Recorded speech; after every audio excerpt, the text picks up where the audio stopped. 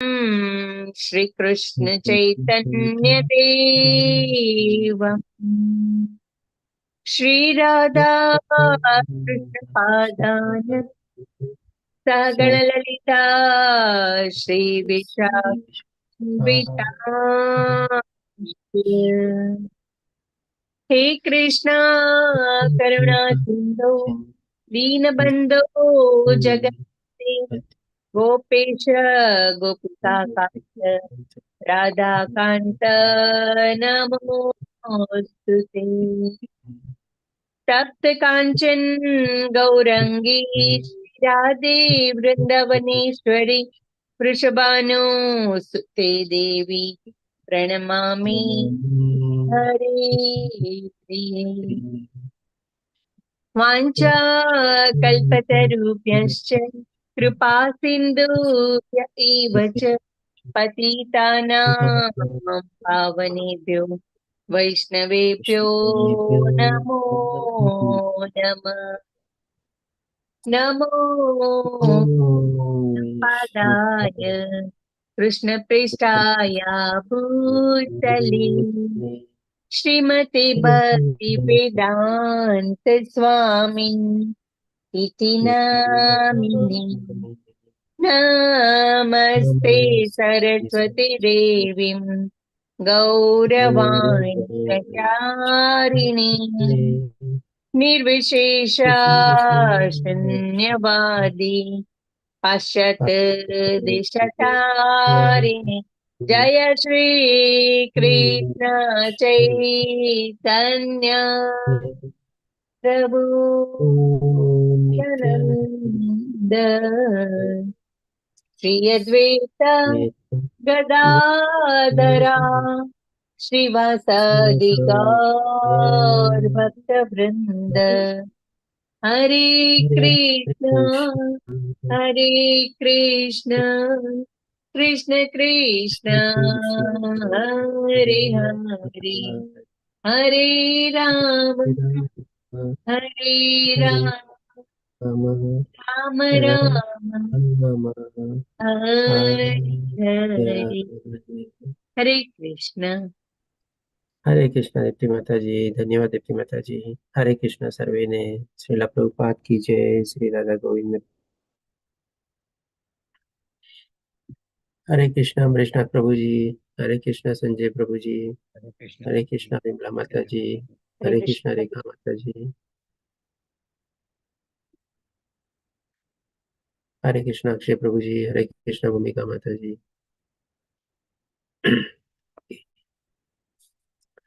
ચાલો તો આજે આપણે શરૂ કરશું શ્રીમદ ભગવદ ગીતાનો 9મો અધ્યાય, જેનું નામ છે રાજગુહ્ય યોગ. આજે આપણે એકદમ વચ્ચોવચ પહોંચી ગયા છે. 18 અધ્યાય છે, એમાંથી આજે 9મો અધ્યાય એટલે કે વચલો અધ્યાય આપણે લેશું. અને આ અધ્યાયનું નામ છે રાજગુહ્ય યોગ અથવા તો પરમ ગુહ્ય જ્ઞાન.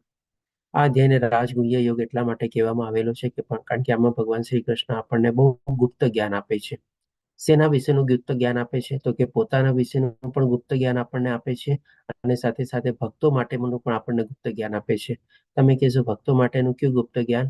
તો કે ભાઈ ભગવાન આપણને આ અધ્યાયમાં સમજાવે છે કે ભગવાન એના ભક્તોની કેવી રીતે જરૂરિયાતો પૂરી પાડે છે, એના ભક્તો પાસે જે હોય છે એનું કેવી રીતે રક્ષણ કરે છે, ભક્તો પાસેથી કેવી રીતે ભગવાન એની ભક્તિ સ્વીકારે છે, કેવી રીતે આપણે ભગવાનની ભક્તિ કરવી બહુ સહજ છે અથવા તો બહુ સહેલી છે, એ ભગવાન આપણને બતાવે છે. સાથે સાથે ભગવાન આપણને એ પણ બતાવે છે કે જે ઘણા પાપ કૃત્યો કર્મમાં પ્રવૃત્ત થયેલો હોય, પણ એ પણ જો પોતાની લાઈફમાં આપણે કહીએ કે વળાંક લે અને સમજે, જ્યારે આ જ્ઞાન પ્રાપ્ત કરે અને જો ભગવાનની ભક્તિમાં પ્રવૃત્ત થઈ જાય તો ભગવાન કહે છે એને પણ આપણે સાધુ સમજવું જોઈએ. એટલે કે આ રીતે આપણે સમજી શકીએ કે આ અધ્યાયમાં ભગવાન આપણને પોતાના ભક્તો વિશે સાથે સાથે એ પણ બતાવે છે કે ભાઈ પોતાના ભક્તો માટે ભગવાન કેવા આપણે કહી શકીએ કે ભાઈ પ્રેમાળુ છે. કેવી રીતે ભગવાન કોઈ વચ્ચે પક્ષપાત નથી કરતા, કોઈ પ્રત્યે કોઈ અંતર નથી રાખતા, પણ જે આવી રીતે સરસ રીતે ભગવાનની ભક્તિમાં પ્રવૃત્ત થયેલું હોય છે એ ભગવાન પોતે કહે છે કે ભાઈ મારા હૃદયમાં વસે છે. અને સાથે સાથે ભગવાન આપણને આ અધ્યાયમાં પોતે કેવી રીતે સર્વોપરી, સર્વોચ્ચ અને સર્વોત્તમ છે, કેવી રીતે આખા સૃષ્ટિનું નિયમન કરે છે, કેવી રીતે આખા સૃષ્ટિના પોતે સંહારક કરતા છે, અને સાથે સાથે એ પણ આપણને બતાવે છે કે કેવી રીતે આ બધા કાર્યો કરતા હોવા છતાં પણ પોતે પોતાના ધામમાં બેઠેલા અલિપ્ત રીતે રહે છે. એટલે કે આ બધું જે કહે ને કે બહુ સિક્રેટ જ્ઞાન છે. સિક્રેટ એટલા માટે કે આમ જોવા જાવ તો ભગવદ્ ગીતા તો બધા જગ્યાએ ઉપલબ્ધ હોય છે. ઘણા બધા એના ઉપર ભાષાંતરોને પણ બધું ઉપલબ્ધ હોય છે, પણ આ સિક્રેટ એટલા માટે કહેવામાં આવે છે કે આ ભગવદ્ ગીતામાં જે જ્ઞાન સમાયેલું છે એ જો ભગવાનના કોઈ ભક્ત તરીકે એને વાંચે, સમજે અને બુદ્ધિમાં ઉતારવાની કોશિશ કરે તો જ આ બધું જ્ઞાન એનામાં સમજાય અથવા તો પોતાને આચરણમાં મૂકી બી શકે. પણ જો એ ખાલી આપણે પુસ્તકના રૂપમાં કે કઈ સંવાદના રૂપમાં કે કોઈ કઈ ઐતિહાસિક પુસ્તકના રૂપમાં જો વાંચે તો ડેફિનેટલી આ જે બધું જ્ઞાન જે છે એને કોઈ દી સમજાય નહીં. એટલા માટે આ ભગવદ્ ગીતામાં રહેલું જ્ઞાન જે છે આપણે ગુહ્ય એટલે કે સિક્રેટ કહેવાય છે. અને આ પરમ ગુહ્ય જ્ઞાન એટલે કે ભગવાન શ્રી કૃષ્ણ પોતાના મુખેથી આપેલું આ જ્ઞાન છે, એટલા માટે એને પરમ ગુહ્ય કહેવાય છે. અને સાથે સાથે આપણને રાજગુહ્ય યોગ પણ એટલા માટે કહીએ છીએ કારણ કે આ ભગવદ્ ગીતામાં આપણને છે ને બધા પ્રકારનું જ્ઞાન આપવામાં આવેલું છે. વૈજ્ઞાનિક જ્ઞાન આવેલું છે, આપણા શારીરિક જ્ઞાન આવેલું છે, ભૌગોલિક જ્ઞાન આવેલું છે, ઐતિહાસિક જ્ઞાન આવેલું છે, ભવિષ્યવાણીનું પણ બધું જ્ઞાન આવેલું છે. એટલે કે બધા વિષયોને આમાં આ ભગવદ્ ગીતામાં આપણે આવૃત લઈએ છીએ. તમે કહેશો કેવી રીતે અલગ અલગ રીતે આવેલું છે? જેમ કે જો શારીરિકના સંદર્ભમાં ભગવાન આપણને 13મા અધ્યાયમાં બતાવે છે આપણું શરીર કેવી રીતે બનેલું છે. 17મા અધ્યાયમાં આપણને કહે છે કે કેવી રીતે આપણે ખોરાકને બધો આહારને લેવો જોઈએ. હવે પછી વૈજ્ઞાનિક જ્ઞાન કેવી રીતે આવેલું છે તો કે ભાઈ ભગવાન આપણને 7મા અધ્યાયમાં જેમ કે જ્ઞાન વિજ્ઞાન યુગમાં આપણને બતાવે છે કે કેવી રીતે આ સૃષ્ટિનું સર્જન થયેલું છે. ભૌગોલિક જ્ઞાન કેવી રીતે આવેલું છે તો આપણે જેમ કે ગઈકાલે 8મા અધ્યાયમાં સમજ્યા ભગવાનનું ધામ જે છે કેટલું સર્વોપરી છે અને કેટલું ઊંચે આવેલું છે અને કેટલું દૂર આવેલું છે, કેટલા લોક છે બધું આપણને પણ ભગવાન બતાવે છે. આ રીતે ભૌગોલિક જ્ઞાન છે. ઐતિહાસિક જ્ઞાન એટલા માટે કારણ કે ભગવાન પોતે કહે છે આપણને 4થા અધ્યાયમાં કે આ જ્ઞાન સૌથી પહેલા એમણે ભગવાન વિવાસોને આપેલું, વિવાસોને પછી મનુને આપેલું, મનુ ઈક્ષ્વાકુને આપેલું. આ બધું ઐતિહાસિક પરંપરા ને એ બધું જ્ઞાન પણ આપણને મળે છે. ભવિષ્યનું જ્ઞાન પણ આપણને મળે છે કારણ કે ભગવાન આપણને બધી જગ્યાએ અલગ અલગ રીતે બતાવે છે કે કેવા કર્મો કરવાથી, જેમ કે 14મા અધ્યાયમાં તો એકદમ સ્પષ્ટ રીતે આપણને ગુણત્રય વિભાગમાં બતાવે છે કે કેવા ગુણો અને કેવા આપણે વિચારો સાથે આપણે મૃત્યુ પામીએ તો આપણી આગલી ગતિ શું થાય છે. 8મા અધ્યાયમાં પણ ભગવાન આપણને ક્લિયર કરે છે કે મરતી વખતે આપણે કેવા વિચારો કેળવીએ તો કેવી રીતે પ્રકારનું આપણને શરીર પ્રાપ્ત થાય છે. એટલે કે આ રીતે કહી શકીએ કે બધું ભવિષ્યનું જ્ઞાન પણ આપણને આમાં પ્રાપ્ત થાય છે. અને અલગ અલગ અધ્યાયમાં ભગવાને પોતે કીધેલું છે કે હું પોતે ત્રિકાળ જ્ઞાની છું. બીજા અધ્યાયમાં ભગવાને કીધું આપણને, 4થા અધ્યાયમાં કીધું અને 7મા અધ્યાયમાં પણ આપણને એકદમ સ્પષ્ટ રીતે કીધું કે ભાઈ હું ભૂતકાળ અને ભવિષ્યમાં જે કંઈ પણ થનારું છે બધું જાણનારું છું. એટલે કે આ રીતે બધા વિષયોનું આપણે જો કહીએ તો આ ભગવદ્ ગીતામાં જ્ઞાન આવેલું છે. અને આ ગુહ્ય જ્ઞાન એ જ રીતે કહેવામાં આવેલું છે કે ભક્ત તરીકે જ આપણે પ્રાપ્ત કરી શકીએ, અધરવાઇઝ એમાંનું જ્ઞાન એમાં જ આપણે સમાયેલું રહે છે, આપણા તરફ આપણે પહોંચી જ નથી શકતા આપણે. એટલે કે આ માટે આ અધ્યાયને આપણે રાજગુહ્ય જ્ઞાન અને પરમ ગુહ્ય જ્ઞાન તરીકે જાણીએ છીએ. અને આ અધ્યાય જે છે આપણે અર્જુનના કોઈ પ્રશ્ન દ્વારા શરૂ નથી થતો, પણ આપણે ભગવાન શ્રી કૃષ્ણ કહે છે સામેથી. તો આમ જોવા જઈએ તો આમ છે આ 7મા અધ્યાયનો છે ને એક્સટેન્શન રૂપ જ છે. કારણ કે 7મા અધ્યાયમાં આપણે જ્ઞાન વિજ્ઞાન યોગમાં જાણ્યું ભગવાન આપણને જે જ્ઞાન દેતા હતા. પછી 29 અને 30મા શ્લોકમાં અર્જુનના પ્રશ્નો ઉદ્ભવે છે. એટલે કે ભગવાન પહેલા અર્જુનના જવાબ આપે છે અને એ પરમ જ્ઞાન આપણે ભગવાન હજી ઓર આગળ વધારતા 7મા અધ્યાયને આગળ વધારતા 9મા અધ્યાયમાં બધું જ્ઞાન આપણને આપે છે. તો આ રીતે પહેલા શ્લોકમાં ભગવાન કહે છે, પૂર્ણ પુરુષોત્તમ પરમેશ્વર બોલ્યા, પ્રિય અર્જુન, તું કદાપી મારી ઈર્ષા કરતો નથી, તેથી હું તને આ પરમ ગુહ્ય જ્ઞાન તથા સાક્ષાત્કાર વિશે જણાવીશ. તો અહીંયા પણ જો આપણને એક સરસ મજાની લાક્ષણિકતા મળે છે કે આ જ્ઞાન જો આપણે પ્રાપ્ત કરવું હોય તો આપણે કોઈની ઈર્ષા જો કરતા હોઈએ, આપણે કહી શકીએ કે આ કલયુગમાં ઈર્ષા અને દમ બે બહુ મોટા દોષ છે. આપણે જો કોઈની ઈર્ષા કરતા હોઈએ તો આ જે ગુહ્ય જ્ઞાન જે છે અથવા તો આ જે આધ્યાત્મિક જ્ઞાન છે એ આપણે એને પ્રાપ્ત ન કરી શકીએ જ્યાં સુધી આપણા મનમાં ઈર્ષા રહેલી હોય. એનો આપણે કહી શકીએ કે ભાઈ વિપરીત શું કે ભાઈ બધા જીવો પ્રત્યે જો આપણે પ્રેમ ભાવ રાખીએ, સદભાવ ના રાખીએ તો ઓટોમેટિકલી આ ઈર્ષાનો જે આપણા દુર્ગુણ આપણી અંદર સમાયેલો છે એને આપણે દૂર કરી શકીએ. એટલે કે આના સંદર્ભમાં ભગવાન આપણને આવી રીતે બતાવે છે કે આપણે પ્રેમાળ બનવાનું છે, બધા પ્રત્યે સદભાવના રાખવાની છે, દયા ભાવના રાખવાની છે. આજે અર્જુનને પણ બીજા અધ્યાયમાં બધા પ્રત્યે કરુણા ભાવના જાગી હતી ને, દયા ભાવના જાગી હતી ને. તો આના સંદર્ભમાં પણ આપણે સમજી શકીએ છીએ કે ઈર્ષા આપણે જરાય કેળવવી નથી, તો જ આપણે આ ગુહ્ય જ્ઞાનને સમજી શકશું. અને ભગવાન આપણને ત્યાં સુધી કહે છે કે આત્મ સાક્ષાત્કાર વિશે પણ જણાવીશ. એટલે કે જો આપણે આ જીવનમાં મનુષ્ય જીવન તરીકે પણ જો આપણે આત્મ સાક્ષાત્કારના લેવલ સુધી પહોંચવું હોય તો એના માટે પણ આપણે બધા પ્રત્યે પ્રેમ ભાવ, સદભાવ આપણે રાખવો પડે. મનમાંથી રાગ, દ્વેષ, ક્રોધ, અહંકાર આ બધી ચીજોનો આપણે સંપૂર્ણ રીતે નાબૂદ કરીએ તો જ આપણે વિશુદ્ધ આત્મા થાય અને આપણે આત્મ સાક્ષાત્કારના લેવલ સુધી આપણે પહોંચી શકીએ. પછી કે છે કે જે જાણીને તું ભૌતિક અસ્તિત્વના સર્વ કલેશોમાંથી મુક્ત થઈ જઈશ. તો અહીંયા ભગવાન આપણને ઇન્ડાયરેક્ટલી આપણું કારણ પણ બતાવે છે. આપણે આ ભૌતિક દુનિયામાં આપણને કેટલા બધા પ્રોબ્લેમ હોય છે, ડિફિકલ્ટીઝ હોય છે, સ્ટ્રેસ હોય છે, ટેન્શન હોય છે, અલગ અલગ વિપરીત પરિસ્થિતિઓમાંથી બધામાંથી પાસ થઈએ છીએ. એકચ્યુઅલી આ બધાનું પણ કારણ શું? એક તો આપણે કહી શકીએ કે ઈર્ષા છે, બીજું આપણા મનમાં ઉદ્ભવતી બધી ઈચ્છાઓ છે. તો ઈચ્છા અને ઈર્ષા એ બંને ઉપર પણ જો આપણે સરસ મજાનો કાબુ મેળવી લઈએ અથવા તો એને નાબૂદ કરી દઈએ તો આ બધા જે કલેશો જે આપણને અત્યારે દેખાય છે એ બધા ભૌતિક દુનિયાના કલેશોમાંથી પણ આપણને મુક્તિ મળી શકે અને આપણને શાંતિમય આપણે જીવન જીવી શકીએ. બાકી અધરવાઇઝ તો ભગવાને કીધેલું છે આ દુઃખાલયમાં શાશ્વતમ છે, આમાં દુઃખ જ રહેલું છે, તકલીફો જ રહેલી છે. પણ આ દુઃખોની વચ્ચે પણ, આવા પ્રોબ્લેમોની વચ્ચે પણ આપણે જો શાંતિમય જીવન જીવવું હોય અને સરસ રીતે આપણું મનુષ્ય જીવનનો આપણે કહીએ ને કે ભાઈ આપણે જે લક્ષ્ય છે એ પ્રાપ્ત કરવા માટે આગળ વધવું હોય તો ઈર્ષા અને ઈચ્છા એ બેનો જો આપણે ત્યાગ કરશું ને તો પણ આપણને ઘણી ખરી આપણે કહેશું કે ભાઈ આપણે નૈયા આપણે પાર કરી શકશું. આ રીતે પહેલા શ્લોકમાં ભગવાન આપણને બહુ સરસ મજાનું જ્ઞાન આપીને સમજાવે છે. પછી આપણને ત્રીજા શ્લોકમાં કહે છે કે હે શત્રુ વિજેતા, જે મનુષ્યો ભક્તિમાં શ્રદ્ધા ધરાવતા નથી તેઓ મને પ્રાપ્ત કરી શકતા નથી.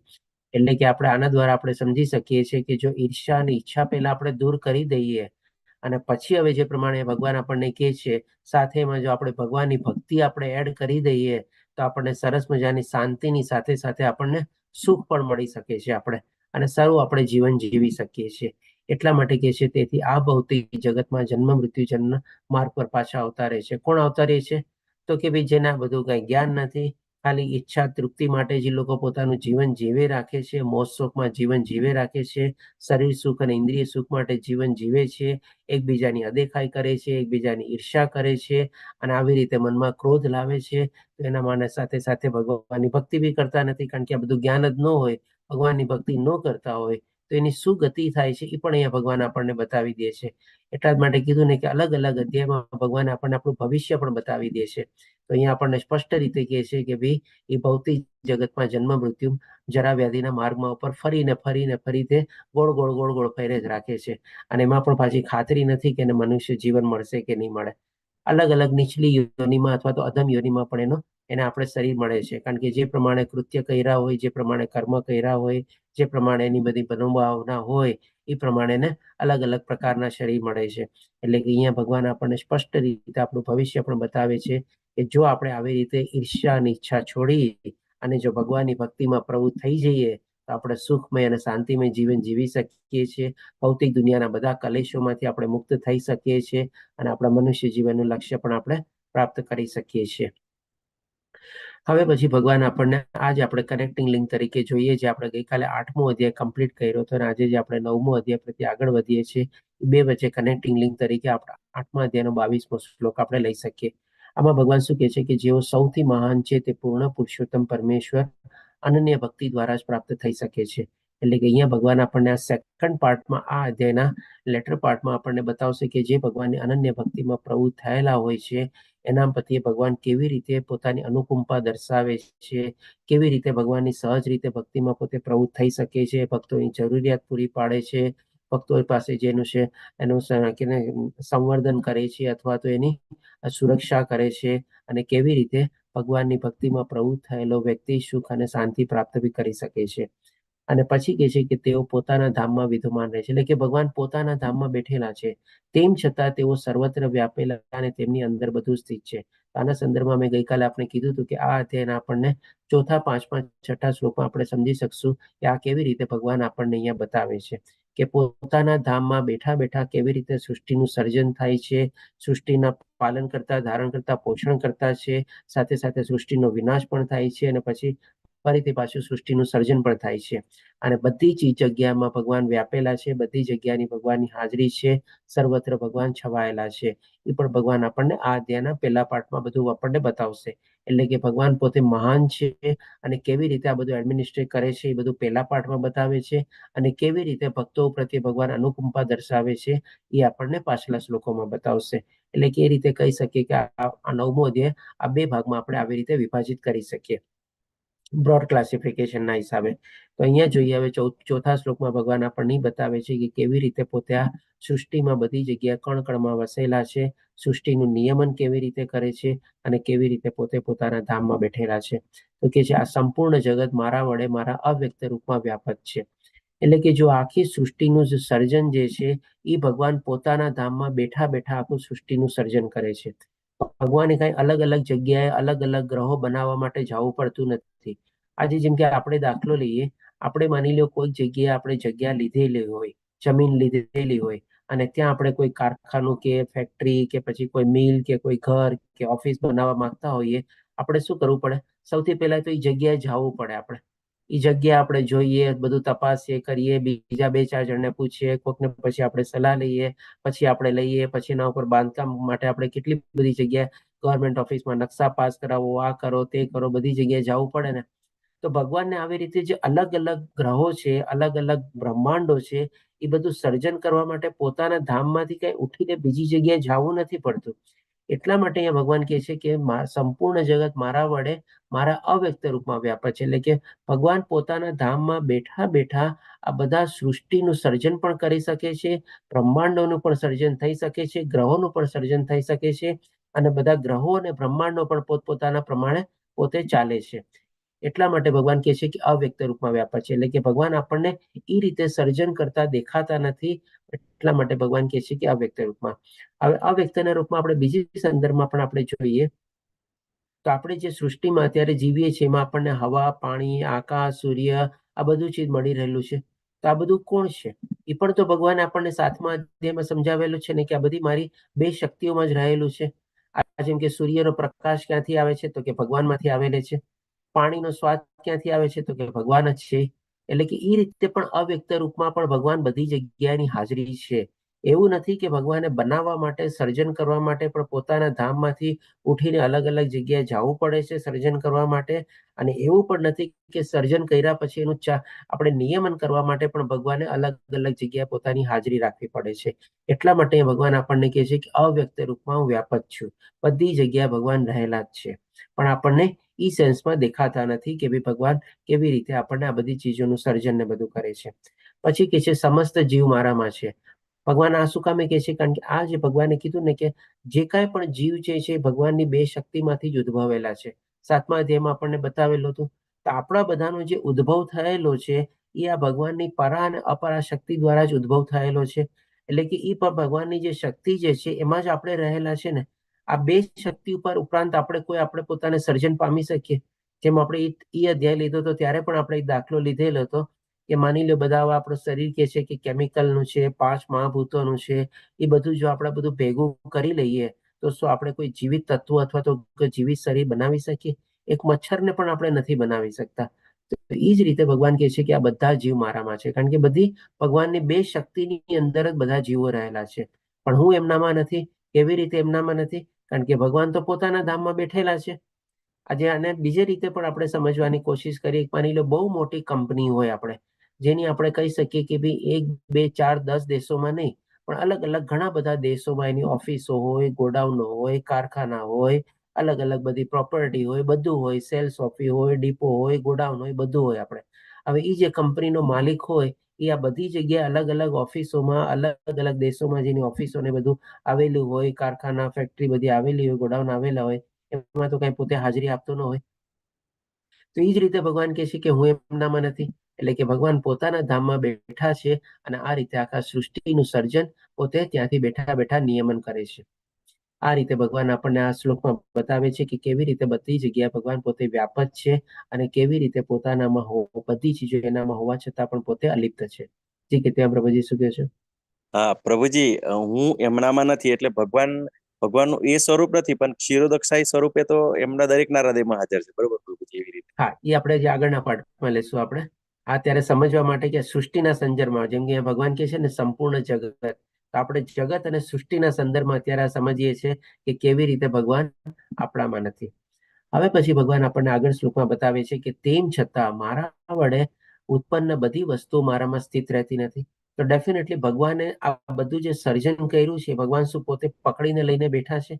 આપણે જેમ કે આપણી કોઈક ઓફિસ હોય, દુકાન હોય કે કારખાનું હોય કે ફેક્ટરી હોય, કાંઈ પણ હોય, આપણે શું કરીએ, સવારે જઈએ, સાંજના જયારે પાછા આવે ત્યારે તાળું ચાવી બધું મારીને આપણે ચાવીનો જોડો આપણી સાથે લઈને આવીએ ને, એટલે કે બધું આપણી પાસે લઈને બેઠા હોય છે ને.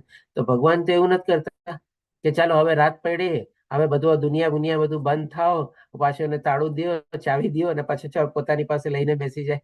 એટલા માટે ભગવાન કહે છે કે બધું પોતાના દ્વારા જ ઉદ્ભવ થયેલું છે, પણ એ બધું પણ ભગવાનમાં પોતે રહેતું નથી. એટલે કે બધી વસ્તુઓ ભગવાન પોતે પકડીને રાખીને બેઠા નથી. ભગવાનનો ત્યાગ ભાવને આપણે જાણીએ છીએ કે સંપૂર્ણ માત્રામાં રહેલો છે. બધી ચીજો જે છે ભગવાને ત્યાગ કરેલી છે. મારા યોગ ઐશ્વર્યને તો જો શું કહે છે કે જો કે હું સર્વ જીવોનું પાલન કરતા છું ને સર્વત્ર વ્યાપક છું, છતાં હું આ જગતનો અંશ નથી. એટલે કે એ આપણે જે સમજી શક્યા કે આ બધું જે સૃષ્ટિનું સર્જન કરેલું છે, તેમ છતાં પણ ભગવાન જે પોતાના ધામમાં રીતે પોતે અલગ બેઠેલા છે. અને કેવી રીતે જીવોના પાલન કરતા છે, તો કે ભાઈ આપણને હવા મળે છે, આપણને પાણી મળે છે, આપણને અનાજ મળે છે, સૂર્યનો પ્રકાશ મળે છે, ચંદ્રનો છાયો મળે છે, શીતળતા મળે છે. આ બધું ભગવાન થકી જ તો આપણને મળી રહ્યું છે ને, એના થકી જ તો આપણું પાલન થઈ રહ્યું છે ને. આજે માની લો સૂર્ય ન હોય, સૂર્યની શક્તિ ન હોય તો શું ચીજ થઈ શકે? બોલો, કાંઈ ચીજ ન થઈ શકે. આખા બ્રહ્માંડનો આપણે કહી શકીએ કે એકમાત્ર સ્ત્રોત જો એનર્જીનો સોર્સ હોય તો એ સૂરજ જ છે. બાકી બધી જે આપણે એનર્જીઓ છે સૂરજમાંથી એકબીજી રીતે રૂપાંતર અથવા તો કન્વર્ટ થાય છે. સૂરજ દ્વારા જ આપણને તડકો મળે છે, આપણે હવાનું બાષ્પીભવન નહીં થાય છે, પાણીનું બાષ્પીભવન થાય છે, એના વાદળા બને છે, એમાંથી ફરીથી પાછો આપણને વરસાદ મળે છે. વરસાદથી આપણે ધરતીમાં બધું ખાવા પીવાનું આપણે ધાન્ય ઉગાવીએ છીએ, એ આપણે ગ્રહણ કરીએ છીએ અને આપણા શરીરનો નિર્વાહ ચાલે છે. આપણા પાલન કરતા થઈ જ ગયા ને આપણા. અને સર્વત્ર વ્યાપક છે, કેવી રીતે બધી જગ્યાએ વ્યાપક છે એ પણ આપણે સમજી લીધું. છતાં હું આ જગતનો અંશ નથી, કારણ કે હું જ સર્જનનો મૂળ સ્ત્રોત છું. કારણ કે ભગવાન કેવી રીતે એનો અંશ નથી? કારણ કે ભગવાન પોતાના ધામમાં અલગ રીતે બેઠેલા છે. અને બધી ચીજોના સ્ત્રોત જે છે ભગવાનની બધી અલગ અલગ શક્તિઓમાંથી બધું થયેલું છે. એટલે કે આ રીતે ભગવાન આપણને બતાવે છે. હવે પછી 6થા શ્લોકમાં ભગવાન આપણને કહે છે કે સંપૂર્ણ દ્રશ્ય જગત મારા આધીન છે. ભગવાન આપણા ધારણ કરતા, પોષણ કરતા અને પાલન કરતા છે. કેવી રીતે ભગવાનને આધીન રહેલું છે? ભગવાન આપણને સરસ મજાનું 7મા અધ્યાયમાં આપણને મોતીની માળાના એક્ઝામ્પલ દ્વારા બતાવ્યું ને કે બધી ચીજો જે કાંઈ પણ ચર અથવા અચર છે, બધી ચીજો આવી રીતે જે મોતીમાં દોરો ગૂંથાયેલો હોય અને દોરાના આધારે એક એક મોતી રહેલા હોય, એવી રીતે બધી ચીજ ચલ અથવા અચલ, સ્થાવર અથવા જંગમ, આપણે બધી ચીજો ભગવાનના આધારે રહેલી છે. એ દોરો આપણને દેખાય નહીં, પણ એ દોરીનું મોતીઓનું અસ્તિત્વ દોરાના કારણે જ છે ને. આપણું પણ અસ્તિત્વ, આપણું પણ આધાર અથવા તો ધારણ કરતા ભગવાન શ્રી કૃષ્ણ આપણને આવી રીતે છે. આપણને દેખાતા નથી, પણ એ મારી જ ઈચ્છાથી વારંવાર સ્વતઃ પ્રગટ થતું રહે છે અને મારી જ ઈચ્છાથી અંતે વિનિષ્ટ થઈ જાય છે. તો એકચ્યુઅલી આજે બધું બ્રહ્માંડ બધાનું સર્જન કરનાર અને ધારણ કરતા, પોષણ કરતા, પાલન કરતા ભગવાન કહે છે કે ભાઈ પોતાની ઈચ્છા પ્રમાણે થાય છે. આપણે જાણીએ છીએ કે ભાઈ આપણે જ્યારે ગોલક ચાર્ટની જ્યારે સમજીએ છીએ, આપણે થોડું ઘણું ડિટેલમાં લેવલ 2માં પણ આપણે ડિસ્ક્રાઇબ કરીએ છીએ કે ગર્ભોદક્ષાએ વિષ્ણુ એટલે કે ભગવાન જ્યારે શ્વાસ પોતે બહાર કાઢે છે ત્યારે બધા બ્રહ્માંડોનું સર્જન થાય છે, અને શ્વાસ અંદર લે છે ત્યારે બધા બ્રહ્માંડો ભગવાનમાં સમાઈ જાય છે. અને પછી શિરોદક્ષાએ વિષ્ણુ તરીકે ભગવાન જે છે આપણને એક એક જીવ આત્મા અથવા તો એક એક કણ કણમાં બધા ભગવાન પોતે પ્રવેશે છે અને એમાં બધામાં પોતાની હાજરી રહેલી છે. અને આ બધી ચીજ જે છે ભગવાનની પોતાની ઈચ્છાથી પ્રમાણે થાય છે, અથવા તો એનું પણ એક કાળચક્ર છે. આપણે એ કાળચક્ર અથવા સમયનું ચક્ર ચાલે છે, એ પ્રમાણે બધી ચીજોનું સર્જન થાય છે, વિનાશ થાય છે, અને વિનાશ થયા પછી ફરીથી પુનઃસર્જન થાય છે. હવે પછી ભગવાન આપણને 9મા શ્લોકમાં સમજાવે છે,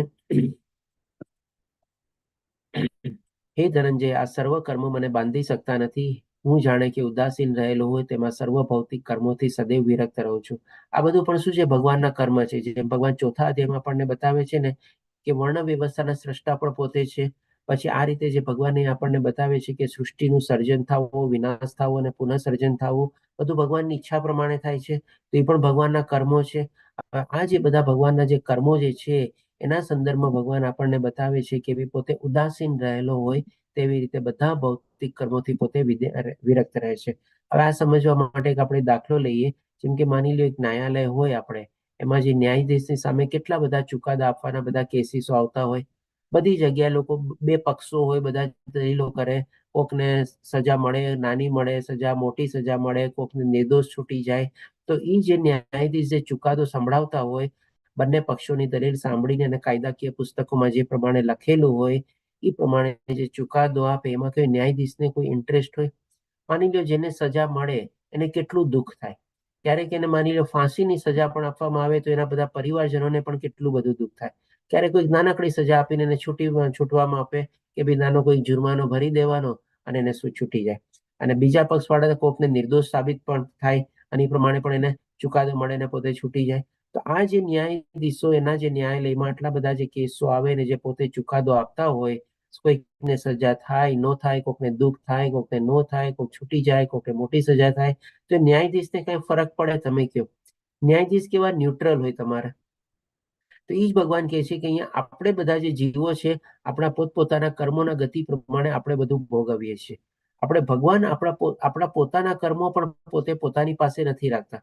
ભગવાને આપણે કરેલું છે. આગલા અધ્યાયમાં ડિટેલમાં આપણે બીજા લેવલમાં પણ લેશું. આપણે ભગવાન આપણને બતાવે છે કે ભાઈ કોઈના પાપ અને પુણ્ય કર્મ હું ગ્રહણ કરતો નથી. એટલે કે બધી રીતે ભગવાન પોતે અલિપ્ત રહેલા છે. આપણે પોતપોતાની જે આપણને સ્વતંત્રતા મળેલી છે એ સ્વતંત્રતા પ્રમાણે આપણે જેવી ઈચ્છાઓ કેળવીએ છીએ, જેવા કર્મો કરીએ છીએ અને જેવા કાર્યમાં પ્રવૃત્ત થઈએ છીએ એ પ્રમાણે આપણી ગતિ આગળ નિર્ધારિત થાય છે. ભગવાન એમાં કોઈ મતલબ નથી. જે પ્રમાણે ન્યાયાધીશે ચુકાદો આપી દે એને કઈ ફરક ન પડે, એવી રીતે ભગવાન આવી રીતે કહે છે કે હું ઉદાસીન રહેલો હોઉં તેમ સર્વ ભૌતિક કર્મોથી સદૈવ વિરક્ત રહું છું. હવે ભગવાન આપણને આગળ બતાવે છે તો 10મા શ્લોકમાં કહે છે કે હે કુંતી પુત્ર, મારી શક્તિઓમાંની એક એવી આ ભૌતિક પ્રકૃતિ મારી દેખરેખ હેઠળ કાર્ય કરે છે. એટલે ભગવાનને આપણે 3 શક્તિમાં વર્ગીકરણ અથવા વિભાજન કરીએ છીએ ને, કે કઈ 3 શક્તિ ભગવાનની આપણે કહીએ છીએ? આપણે હરે કૃષ્ણ, કોણ કહેશે? તટસ્થ શક્તિ, મધ્યક શક્તિ અને બહિરંગ શક્તિ. બરાબર, ખૂબ સરસ અક્ષય પ્રભુજી. અથવા તો internal potency, marginal potency, external potency, એવી રીતે. આ રીતે ભગવાનની જે બધી અલગ અલગ શક્તિઓ છે 3 પ્રકારમાં જેમાં આપણે એને વિભાજિત કરેલી છે, એના પ્રમાણે ભગવાન કહે છે કે આ ભૌતિક પ્રકૃતિ મારી દેખરેખ હેઠળ કાર્ય કરે છે. એટલે કે ભગવાન એવી સરસ મજાનું આયોજન બનાવેલું છે, એવી સરસ રીતે બધું પ્લાનિંગ કરેલું છે કે ભગવાન પોતાના ધામમાં બેઠા બેઠા પણ આ બધા ગ્રહો, બ્રહ્માંડો અને પ્રકૃતિ અથવા જે સૃષ્ટિ જે છે એનું નિયમન ચાલે છે અને સર્વચર તથા અચર જીવોને ઉત્પન્ન કરે છે. એના શાસન હેઠળ, એટલે કે પૂર્ણ પુરુષોત્તમ પરમેશ્વરના શાસન હેઠળ આ જગત વારંવાર સર્જાય છે અને વિનાશ થતું રહે છે. કારણ કે ભગવાન આપણને આગલા શ્લોકમાં જ કીધું ને કે મારી ઈચ્છા પ્રમાણે જ થાય છે. મારી ઈચ્છા પ્રમાણે સર્જન થાય છે અને મારી ઈચ્છા પ્રમાણેનો વિનાશ થાય છે અને ઈચ્છા પ્રમાણે ફરીથી પુનઃસર્જન થાય છે. આમાં આપણે કોઈ જાતનો કોઈ કંટ્રોલ આપણે એના ઉપર રાખી શકતા નથી. પણ ભગવાનની આ બધી શક્તિઓ છે એના દ્વારા બધું ભગવાન પોતે નિયમન કરે છે અથવા તો એડમિનિસ્ટ્રેશન કરે છે. હવે પછી ભગવાન આપણને બતાવે છે આગલા શ્લોકમાં, તો 18મા શ્લોકમાં આપણને કહે છે કે હું જ પરમ લક્ષ્ય. આ બધું ભગવાન આપણને, મેં કીધું ને કે 2 ભાગમાં વિભાજિત છે. હજી આ પહેલો પાર્ટ જ ચાલે છે. આપણે કેવી રીતે ભગવાન પોતે મહાન છે એ બધું ભગવાન અહીંયા આપણને બતાવે છે. કેવી રીતે આ બધી ચીજોનું સર્જન, પાલન કરતા, ધારણ કરતા, પોષણ કરતા, સર્જન કરતા, વિનાશ કરતા બધું છે એ બધું આપણને અહીંયા ભગવાન બતાવે છે. અને બીજા પાઠથી આપણે ભગવાન ભક્ત તરફ વળશે આપણને. તો અહીંયા 18મા શ્લોકમાં આપણને કહે છે કે હું જ પરમ લક્ષ્ય. એટલે કે આપણા બધાનું લક્ષ્ય અલ્ટિમેટલી શું છે મનુષ્ય જીવન? તો કે ભાઈ પરમ ગતિ પામવી. પરમ ગતિ એટલે કે ભાઈ પરમધામમાં જવું. અને પરમધામમાં કોણ છે? તો કે પૂર્ણ પુરુષોત્તમ પરમેશ્વર ભગવાન શ્રી કૃષ્ણ રહેલા છે. એટલે કે ભગવાનને પ્રાપ્ત કરવા. એટલા માટે આપણા બધાનું લક્ષ્ય પણ પરમ લક્ષ્ય તરીકે ભગવાન કહે છે હું જ છું. પાલન કરતા કેવી રીતે છે આપણે સમજી ગયા. સ્વામી એટલે કે બધી ચીજોના સ્વામી છે. કારણ કે આ બધી ચીજોનું સર્જન ભગવાને શું કીધું? બધી મારી શક્તિઓ દ્વારા થયેલું છે અને મારી ઈચ્છા પ્રમાણે થયેલું છે. હવે જેની ઈચ્છા દ્વારા થયેલું હોય અને જેને શક્તિ દ્વારા થયેલું હોય એ જેના માલિક હોય ને, આપણે કેવી રીતે કહી શકીએ કે આપણે કોઈ પણ ચીજના માલિક છે? આપણે કોઈ ચીજ ઉપર આપણો અધિકાર જ નથી. આપણે કહી શકીએ કોઈ ચીજને આપણે સર્જન કરી શકતા નથી. જે કાંઈ પણ આપણે કરીએ છીએ થોડું ઘણું એકબીજામાંથી રૂપાંતર આપણે કરીએ છીએ. કેવી રીતે બધું રૂપાંતર થાય છે? તો કે જે 5 મહાતત્વો જે છે એમાંથી જ આપણે કંઈક કોમ્બિનેશન ને મિક્સિંગ કરીને આપણે કંઈક ને કંઈક નવું સર્જન કરતા હોઈએ છીએ. બાકી અધરવાઇઝ આપણે કોઈ ચીજો ઉપર આપણો અધિકાર નથી અને કોઈ ચીજ નવી સર્જન આપણે પોતે કરી શકતા નથી. તો આપણે કોઈ ચીજના સ્વામી છીએ જ નહીં. બધી ચીજ તો ભગવાનની જ છે. એટલા જ માટે તો ભગવાન કહે છે કે બધી ચીજોનો સ્વામી છું. સાક્ષી કેવી રીતે? તો કે ભાઈ આપણા હૃદયમાં શિરોદક્ષાએ વિષ્ણુ તરીકે ભગવાન રહેલા છે. આપણે શું ઈચ્છા કરીએ છીએ, શું મનમાં વિચારીએ છીએ, કેવા કાર્યોમાં પ્રવૃત્ત થઈએ છીએ, બધું ભગવાનને ખબર છે. 24/7 સર્વેલન્સ કેમેરો રહેલો છે. બધી ચીજના પોતે સાક્ષી છે. ધામ એટલે કે ભગવાનને પણ પોતાનું ધામ છે અને આપણે પણ ભગવાનથી વિખૂટા પડેલા છીએ, ભગવાનના અંશ તરીકે છે. એટલે આપણે પણ એ ધામમાં પાછું જવાનું છે. આશ્રય સ્થાન એટલે કે ભાઈ આ બધી ચીજો માટે આપણે ભગવાનને શું કરીએ છીએ? આપણે શરણાગતિ લઈએ છીએ ને, ભગવાનનો આશરો લઈએ છીએ. આપણે ઘણી બધી તકલીફ બધામાંથી પાર થતા હોઈએ છીએ. જેમ ભગવાન કહે છે ને કે 4 પ્રકારના લોકો મારી શરણાગતિ લે છે. તો અલ્ટિમેટલી જે કે ને કે ફાઇનલ રિસોર્ટ શું છે આપણા બધા માટે? તો કે ભાઈ ભગવાનની શરણાગતિ લેવાનું અથવા ભગવાનનો આશ્રય લેવાનો. અલ્ટિમેટલી એના સિવાય તો આપણા પાસે બીજો કોઈ રસ્તો જ નથી ને. આપણે ગમે તે ભાવે જઈએ, આપણે જવું તો પડે છે ભગવાન પાસે. એટલા જ માટે તો ભગવાન કહે છે ને કે ગમે તે માણસો હોય અંતે તો મારા માર્ગને જ અનુસરે છે. 4થા અધ્યાયમાં પણ ભગવાને બતાવેલું છે આપણને. તથા અત્યંત પ્રિય મિત્ર છું. ભગવાન બધાના હિતેચ્છુ છે. ભગવાને આપણને 5મા અધ્યાયના 29મા શ્લોકમાં કીધેલું જ છે કે બધા યજ્ઞોનો સ્વામી હું છું, પરમ ભોગતા છું, ને તેમ છતાં બધાનો હિતેચ્છુ પણ છું. હું સર્જન તથા પ્રલય, સર્વનો આધાર, આશ્રય તથા અવિનાશી બીજ છું. અવિનાશી બીજ શું કામે? કારણ કે આપણે જો આપણા મનુષ્ય જીવનમાં આપણા બધાની પ્રજનન કરવાની એક કેપેસિટી હોય, અમુક કહીએ ને કે સીમા હોય, એના પછી આપણે પ્રજનન ક્રિયામાં પણ આપણે પ્રવૃત્ત ન થઈ શકીએ. પણ ભગવાન તો કહે છે ને કે આપણે જે બધા જે જીવો જે છે એ ભગવાનમાંથી જ ઉદ્ભવેલા છે. અને અનાદિકાળથી આ બધા જીવો નવા નવા જીવો ઉદ્ભવે જ રાખે છે. 84 લાખ ટાઈપના જે બધા જીવો છે, માની આજે આપણી આત્મા, આપણે આ શરીર જે આપણને મળેલું છે, શરીર મૃત્યુ પામ્યું, પછી આપણી આત્મા પાછા બીજા દેહ ધારણ કરશે તો ભગવાન પાછું એનું પણ બીજ પ્રદાતા પિતા બનવાના જ છે. ત્યારે પણ તો એ આપણને શરીર આપશે આપણને. એવી જ રીતે અનંત કાળથી આ બધી યાત્રાઓ ચાલતી જ આવે છે. એક શરીર, બીજું શરીર, ત્રીજું શરીર, લાખો શરીર, કેટલાક કરોડો શરીર, બધા અબજો શરીર, બધા અનંત કાળથી બધા ચાલ્યા જ આવે છે આપણે. અને બધામાં ભગવાન બીજ પ્રદાતા પિતા છે. એટલા માટે ભગવાન કહે છે કે અવિનાશી બીજ છું. ભગવાનને આપણે કહી શકીએ કે એવી રીતે ક્યારે આ સૃષ્ટિનું સર્જન કરવાનું અથવા તો વિનાશ કરવાનું, ફરીથી પુનઃસર્જન કરવાનું પ્રક્રિયાને ક્યારેય રોકતા નથી. એ કન્ટિન્યુઅસલી ચાલ્યા જ કરે છે. એટલા માટે અવિનાશી બીજ છે. પછી ભગવાન આપણને 19મા શ્લોકમાં કહે છે કે હે અર્જુન, હું જ ઉષ્ણતા આપું છું. હજી ભગવાન પોતાની મહાનતા અને કેવી રીતે આ બધા સૃષ્ટિમાં પોતે રહેલા છે, સૃષ્ટિ કેવી રીતે ચાલે છે, એ બધું વર્ણવે છે. ઉષ્ણતા આપું છું ક્યાંથી આપે છે? તો કે ભાઈ સૂર્યનો પ્રકાશ શું? આજે તમે મને કહો, સૂર્ય સિવાય આપણે કોઈ ચીજ બીજી એવી ક્રિએટ કરી શકીએ કે જેનાથી આપણને ગરમી પ્રાપ્ત થાય? Definitely not. આપણા વશમાં છે જ નહીં કે આપણે કોઈ નવી, તમે કહેશો કે ભાઈ આપણે તો હીટર બનાવીએ છીએ, તો હીટરમાં પણ જે ઇલેક્ટ્રિસિટી આવે છે એ ક્યાંથી બને છે? તો કે ભાઈ ઓલું હાઇડ્રો ઇલેક્ટ્રિક પાવર, બધા ઇલેક્ટ્રિક સ્ટેશન હોય, પાણીમાંથી આપણે ટર્બાઇન ને બધું ચાલે, એમાંથી આપણે વીજળીનું ઉત્પાદન થાય. હવે એ પાણીમાં પણ બધી શક્તિઓ બધી ક્યાંથી આવેલી છે? તો કે ભાઈ સૂર્યના પ્રકાશ દ્વારા તો આપણને વરસાદ ને બધું, પાણી ને બધું મળે છે. એટલે કે અલ્ટિમેટલી બધા એનર્જીના તમે સ્ત્રોતની પાછળ જાઓ તો તમને સૂર્યનારાયણ અથવા સૂર્ય ભગવાન જ દેખાશે આપણે. અને એનો પણ પ્રકાશ અથવા ઉષ્ણતા ક્યાંથી આવે છે? તો ભગવાન કહે છે હું જ છું આપણે. અને હું જ વરસાદને રોકી રાખું છું. એટલે આ રીતે ભગવાન પણ આપણને બતાવે છે કે જે વરસાદની થવાની જે પ્રક્રિયા છે, આજે જેમ કે હવે આપણે ત્યારે ચોમાસું બેસવા આવ્યું હશે, ભારત દેશમાં ઘણી બધી જગ્યાએ પહેલો વરસાદ પણ વરસી ગયો હશે. આ પણ કોની કૃપાથી થયું બોલો? આપણામાં કોઈનામાં કેપેસિટી છે કે ભાઈ આપણે વરસાદને લાવી શકીએ? કેટલી બધી ગરમીમાંથી આપણે અત્યારે પાસ થયા. 45 થી 50 ડિગ્રી જેવી ગરમી અલગ અલગ જગ્યા, ઘણી જગ્યાએ પહોંચી ગઈ હતી. કોઈએ વિચાર્યું કે ચાલો આજે સવારે બહુ ગરમી પડી છે, સાંજના હું વરસાદ લાવી દઈશ? કોઈનામાં આપણી કેપેસિટી છે વરસાદ લાવવાની? નથી લાવી શકતા. ભગવાન કહે છે કે હું જ આપું છું તથા મોકલું છું. હું અમરત્વ છું અને સાક્ષાત મૃત્યુ પણ હું જ છું. આપણે કહીએ કે મૃત્યુ આપણને આવે છે, આપણામાં કહી શકીએ કે ભાઈ આપણે જે મૃત્યુ આવવાનું છે એને આપણે કોઈ રોકી શકવાના છે? આપણે એને કોઈ ટાળી શકવાના છે? ક્યારેક કોઈને આપણે કહી શકીએ છીએ કે ભાઈ મૃત્યુ આવ્યું છે, હમણાં 2 મિનિટ ઉભો રહે ને, મારે જરાક અર્જન્ટ કામ છે, મારું આ કામ બાકી રાખ્યું છે, તો એને આપણે રોકીને આપણે ટાળી શકીએ? ગમે તે સમયે મૃત્યુ આવવાનું છે, આપણને ખબર નથી. આપણે થોડું ઘણું આના સંદર્ભમાં આપણે 8મા અધ્યાયમાં પણ ગઈકાલે કવર કર્યું. અને પછી કહે છે કે અમરત્વ હું છું. અમરત્વ એટલે કે શું? એટલે કે જે ચીજ આપણે કહી શકીએ ને કે ભાઈ આપણને ઘણા વખતો સુધી યાદ રહે. આજે જેમ કે ભગવાન શ્રી કૃષ્ણ આપણને એનું નામ આપણે આજે પણ યાદ કરીએ છીએ, તો આ એક ચીજને અમરત્વ થઈ ગયું ને. તો અમરત્વ પણ ક્યાંથી આવે છે? ભગવાનમાંથી જ આવે છે ને. આપણને થોડું ઘણું આપણે સમજી શકીએ કે ભાઈ આપણે જે ભૌતિક દુનિયામાં અત્યારે જે આપણા ઋષિ મુનિઓ થઈ ગયા, આપણા જે બધા ઐતિહાસિક પુરુષો થઈ ગયા, આવા બધા જે આધ્યાત્મિક આપણે મોટા મોટા સંત મહાપુરુષો થઈ ગયા, એને પણ આપણે યાદ કરીએ છીએ. તો યાદ રાખવું પણ એક જાતનું અમરત્વ જ થઈ ગયું ને. આજે આપણા પૂર્વજોને આપણે કેટલા વખત સુધી યાદ રાખી શકીએ છીએ? આજનું તો એવું ટાઈમ થઈ ગયો છે કે આપણા દાદા લોકોને, દાદાથી પરદાદા જે હોય આપણને, એના આપણા નેક્સ્ટ જનરેશનને બધાને ઘણા લોકોને નામ પણ ખબર નથી હોતા. આપણામાંથી બહુ ઓછા એવા લોકો હશે કે જેને આપણા 7 પેઢીના આપણા બધાના નામ ખબર હોય, દાદા દાદી નાના નાની બધાના, એ પણ આપણને ખબર હોતા નથી. પણ આવી રીતે જે ઘણા લોકોને આપણે આજે પણ યાદ કરીએ છીએ, એ અમરત્વ થઈ ગયું એક ટાઈપનું કહી શકીએ કે અમરત્વ પણ ભગવાનમાંથી જ આવે છે. ચેતન તત્વ તથા જળ તત્વ બંને મારામાં છે. આ ભગવાનની જે પરા અને અપરા શક્તિ જે ભગવાન આપણને 7મા અધ્યાયમાં બતાવી હતી, એનું જ ભગવાન આપણને વર્ણન કરે છે.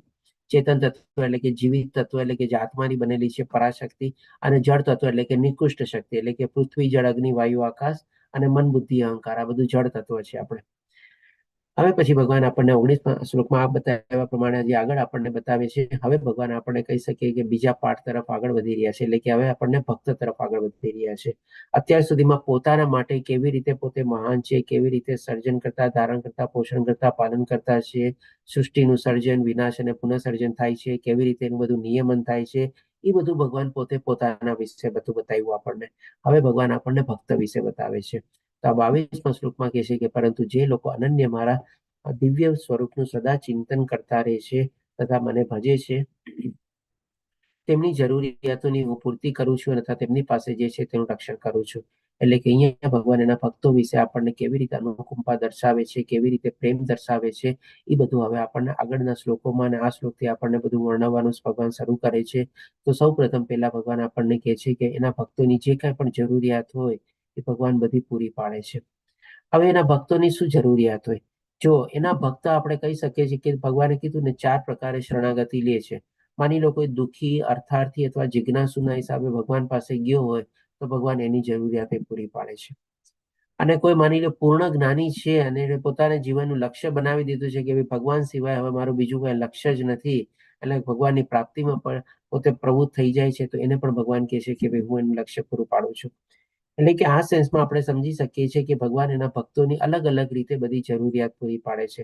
પણ આપણે શું છે, થોડુંક ભૌતિક દ્રષ્ટિએ આપણે ઓછું ધ્યાન આપવાનું છે. પણ આપણે કહીએ ને કે ભગવાનના ભક્તની વધારે જરૂરિયાત શું હોય? ભગવાનના જે સાચા આધ્યાત્મિક ભક્તો હોય અથવા તો જે પૂર્ણ જ્ઞાની ભક્તો હોય, એ લોકોની ઈચ્છા શું હોય કે ભાઈ હું સદૈવ ભગવાનની ભક્તિ કરતો રહું. બસ શરીર તો મને જે કાંઈ પણ મળે, જે કાંઈ પણ અવસ્થામાં રહું, પણ હું ભગવાનનું કોઈ દી વિસ્મરણ ન કરું, ભગવાનને કોઈ દી ભૂલી ન જાઉં, અને હંમેશા ભગવાનને મારું સાથે ચિંતન રહે, સ્મરણ રહે અને ભગવાનની ભક્તિમાં પ્રવૃત્ત રહું. એ આપણે કહી શકીએ કે ભગવાનના સાચા આધ્યાત્મિક ભક્ત હોય અથવા જે પૂર્ણ જ્ઞાની ભક્ત હોય એની આ ઈચ્છા હોય. તો ભગવાન એની પણ જરૂરિયાત પૂરી કરે છે. અને પછી કહે છે કે તને તેમની પાસે જે છે હું તેનું રક્ષણ કરું છું. હવે એનું રક્ષણ કરવાનો મતલબ શું? કે ભાઈ આપણે માની લો ભૌતિક દુનિયાના હિસાબે થોડો ઘણો વિચારીએ કે ભાઈ આપણી પાસે માલ, પ્રોપર્ટી, મિલકત આ બધું હોય, એ બધું સચવાયેલું રહે, જળવાયેલું રહે, એ બધું આપણે રક્ષણ કરેલું રહે. તો જો ભગવાન એ બધું પણ રક્ષણ તો કરવાના જ છે આપણે, પણ અહીંયા આપણે થોડુંક એ બધી ચીજને ઓવરલુક કરીએ અને સાચું રક્ષણ કરવાનો મતલબ શું છે કે જે ભગવાનનો જે સાચો ભક્ત હોય છે એને શું ઈચ્છા હોય છે કે એક તો ભક્તિ મળે, ભગવાન એની જરૂરિયાત પૂરી પાડે છે, અને એની પાસે બીજું સંવર્ધન કરેલું શું હોય, એની પ્રોપર્ટી, માલ મિલકત શું હોય, તો કે ભાઈ મારી પાસે આ જે ભગવાનની ભક્તિ રહેલી છે ને એ એની પ્રોપર્ટી અને માલ મિલકત હોય. અને એ વિચારે કે ભાઈ આ મારી જે પ્રોપર્ટી અને માલ મિલકત છે કે જે ભગવાનની ભક્તિમાં હું પ્રવૃત્ત થયેલો છું, એ મારી મિલકત અથવા એ એસેટ ભગવાન મારી પાસેથી ક્યારે ન છીનવે અથવા તો મને એનું રક્ષણ કરે. એ ભક્તની ઈચ્છા હોય તો ભગવાન એનું પણ એ રીતે પણ રક્ષણ કરે છે. એટલે કે કેવી રીતે ભગવાન એના ભક્તોની જરૂરિયાત પૂરી પાડે છે આપણે ભૌતિક અને આધ્યાત્મિક સાયન્સમાં સમજ્યા, અને કેવી રીતે ભગવાન એના ભક્તનું રક્ષણ કરે છે એ પણ આપણે આધ્યાત્મિક અને ભૌતિક સાયન્સમાં સમજ્યા. પણ આપણે વધારે આપણે કન્સન્ટ્રેટ કરવાનું છે ભગવાનની ભક્તિ પ્રત્યે અથવા તો આધ્યાત્મિક રીતે ઉપર, કારણ કે ભગવાન એના ભક્તનું હંમેશા રક્ષણ કરે છે. કારણ કે ભગવાને આપણને આગલા અધ્યાયમાં પણ એક જગ્યાએ કીધેલું છે કે જે ભગવાનની ભક્તિમાં પ્રવૃત્ત થયેલો છે ભગવાનના દૈવી રક્ષણમાં આવી જાય છે. અને આવી રીતે ભગવાન એના ભક્તોનું ક્યારેય વિનાશ થવા દેતા નથી અને હંમેશા એનું રક્ષણ કરે છે. હવે આગળ ભગવાન આપણને ઓર બતાવે છે, ભક્તો પ્રત્યે કહે છે કે હે કુંતી પુત્ર, જે મનુષ્ય અન્ય દેવોના ભક્ત છે અને તેમની શ્રદ્ધાપૂર્વક પૂજા કરે છે તેઓ વાસ્તવમાં પરોક્ષ રીતે મારી પૂજા કરે છે. આ ચીજ થોડી ઘણી આપણે 7મા અધ્યાયના સંદર્ભમાં સમજ્યા હતા કે જે લોકો અલ્પજ્ઞાની હોય છે અથવા જે લોકોને અધૂરું જ્ઞાન હોય છે એ લોકો દેવી દેવતાઓ પાસે જાય છે. શું કામ એ દેવી દેવતાઓ પાસે જાય છે? કારણ કે ત્યાંથી લોકોની જરૂરિયાત છે જલ્દી પૂરી થાય છે. અથવા તો કહી શકીએ કે એ લોકોને ફળ જે જોતું હોય છે, કઈ બધું ફળ શેનું હોય તો કે ભૌતિક દુનિયાનું ફળ જોતું હોય, લક્ષ્મી જોતી હોય, જ્ઞાન જોતું હોય, સારો લાઈફ પાર્ટનર જોતો હોય, પોતાના કાર્યો બધા સરસ રીતે સંપન્ન થઈ જાય, આવી બધી ઈચ્છાઓથી જતા હોય છે દેવી દેવતાઓ પાસે. તો એના માટે ભગવાને બતાવેલું અલ્પજ્ઞાની છે તો અધૂરું જ્ઞાન છે એ લોકો પાસે. એટલે કે પ્રત્યક્ષ રીતે એ લોકો દેવી દેવતાઓની પૂજા કરે છે, પણ અહીંયા ભગવાન કહે છે ને કે પરોક્ષ રીતે મારી પૂજા કરે છે. કારણ કે 7મા અધ્યાયમાં ભગવાને આપણને શું બતાવ્યું હતું કે જે મનુષ્યની જે દેવી દેવતાઓમાં શ્રદ્ધા ટકેલી છે એ શ્રદ્ધાને હું આપણે જીવંત રાખું છું, અથવા તો એ શ્રદ્ધા મને આગળ વધવા માટે ટકાવી રાખવા માટે હું એને પણ આપણે કે ને કે ભાઈ પ્રેરણા આપું છું અથવા પ્રોત્સાહન આપે છે. કારણ કે એના સંદર્ભમાં આપણે એક દાખલો લીધો હતો ને કે મા બાપ હોય, એના નાનકડા બાળકો લોકો રમકડાથી રમતા હોય, જાણે છે કે આ રમકડા ખોટા છે, પણ એ રમકડામાં એનો કેટલો બધો જીવ પરોવાયેલા હોય, તો મા બાપ શું કહે, આ રમકડાથી રમવા દે. તેવી જ રીતે પણ ભગવાન જે છે, જે દેવી દેવતામાં આપણી આસ્થા સ્થિત થયેલી હોય એ ભગવાન આપણને ટકાવી રાખે છે. પણ અહીંયા સાથે ભગવાન આપણને કહે છે કે તેમની તે ઉપાસના અવિધિપૂર્વક અર્થાત યોગ્ય જ્ઞાનથી રહી છે.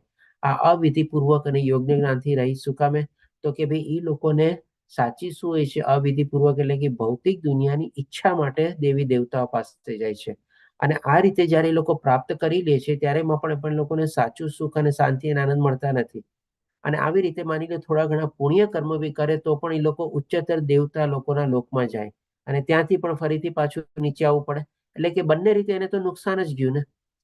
એટલા માટે ભગવાન કહે છે કે અવિધિપૂર્વક છે અને યોગ્ય જ્ઞાનથી રહી છે. કારણ કે એને આ જ્ઞાન હોતું નથી કે ભાઈ હું જે અત્યારે ભૌતિક દુનિયાની ઈચ્છા અને તૃપ્તિ માટે પ્રાપ્તિ માટે દેવી દેવતાની ઉપાસના કરું છું એમાંથી મને કઈ લાંબે ગાળેનો લાભ નથી મળવાનો, અને જે મળી બી જશે એ પણ તો કઈ મારી સાથે આવવાનું નથી. જે સાચી ચીજ આવવાની છે, ભગવાનની ભક્તિ ને બધું ભગવાન પ્રત્યેનું પ્રેમ લાગણી આપણી સાથે આવવાનું છે, એનું જ્ઞાન જ હોતું નથી. એટલા માટે અહીંયા ભગવાન કહે છે કે અવિધિપૂર્વકની અને જ્ઞાનથી રહિત હોય છે. હવે પછી ભગવાન આપણને 25મા શ્લોકમાં આપણને બતાવે છે, અહીંયા પણ આપણને ભગવાન ભવિષ્ય બતાવે છે કે કેવી રીતે આપણે આ દેવી દેવતાઓની અથવા તો અલગ અલગ રીતે બીજા લોકોની ઉપાસના અથવા સાધના કરતા હોય તો આપણી ગતિ શું થાય છે, આગલી ગતિ ક્યાં આપણને જન્મ પ્રાપ્ત થાય છે. તો 25મા શ્લોકમાં કહે છે કે જે લોકો દેવોને પૂજે છે તેઓ દેવયોનીમાં જન્મ લે છે, એટલે કે ઉચ્ચતર લોકમાં જાય છે. જેમ આપણે જાણ્યું હતું ને કે પૃથ્વી લોકથી ઉપર બીજા ઉપરના 6 લોક છે, આપણે એમાં સત્યલોક છે, સર્વોપરી છે, અને એની ઉપર ભગવાનનું ધામ આવેલું છે. એટલે કે જે લોકો આવા પુણ્ય કર્મ કરતા હોય, દેવી દેવતાઓની ઉપાસના કરતા હોય, એ લોકો બધા ઉચ્ચતર લોકમાં અથવા તો દેવલોકમાં અથવા તો આપણે શોર્ટમાં કહી શકીએ કે સ્વર્ગલોકમાં જાય છે. અને જેઓ પિતૃઓને પૂજે છે તેઓ પિતૃઓ પાસે જાય છે. જેઓ ભૂત પ્રેતની ઉપાસના કરે છે તેઓ તેવા પ્રકારના જીવમાં જન્મ લે છે, એટલે કે નીચેના લોકમાં જાય છે બધા. પરંતુ જેઓ મને ભજે છે તેઓ મારી સાથે નિવાસ કરે છે. એટલે કે જો અલ્ટિમેટલી સાચું જ્ઞાન અને સંપૂર્ણ જ્ઞાન શું છે, તો કે ભાઈ આપણે ભગવાનને સમજવા, ભગવાન વિશેનું જ્ઞાન મેળવવું અને આપણા લક્ષ્ય રૂપે આપણે ભગવાનને પ્રાપ્ત કરવાની કોશિશ કરીએ, એ જ આપણું સાચું જ્ઞાન છે. અને આ રીતે જયારે આપણે ભગવાનને ભજીએ છીએ, પૂર્ણ પુરુષોત્તમ ભગવાન શ્રી કૃષ્ણને ભજીએ છીએ, એની ભક્તિમાં પ્રવૃત્ત થાય છે, ત્યારે ભગવાન કહે છે ને કે ભાઈ મારા ધામમાં નિવાસ કરે છે, અથવા તો ભગવાનના ધામને આપણે પ્રાપ્ત કરીએ છીએ. એકવાર ભગવાનના ધામને પ્રાપ્ત કરી લઈએ, ફરીથી આપણે જન્મ મૃત્યુ જરા વ્યાધિના ચક્કરમાં આપણે ફસાવવું પડતું નથી. જેમ સ્ટાર્ટિંગમાં ભગવાને શરૂઆત શેનાથી કરી કે જે લોકો ભક્તિમાં સંલગ્ન થાય છે એ લોકો મને પ્રાપ્ત કરે છે, પણ જે લોકો ભગવાનની ભક્તિમાં સંલગ્ન થતા નથી એ લોકો જન્મ મૃત્યુના ચક્કરમાં ફરીથી વારંવાર આવ્યા કરે છે. તો એ જ ભગવાને જે શરૂઆતમાં આપણને કીધું હતું, અહીંયા પણ આપણને ભગવાન એ જ બતાવે છે.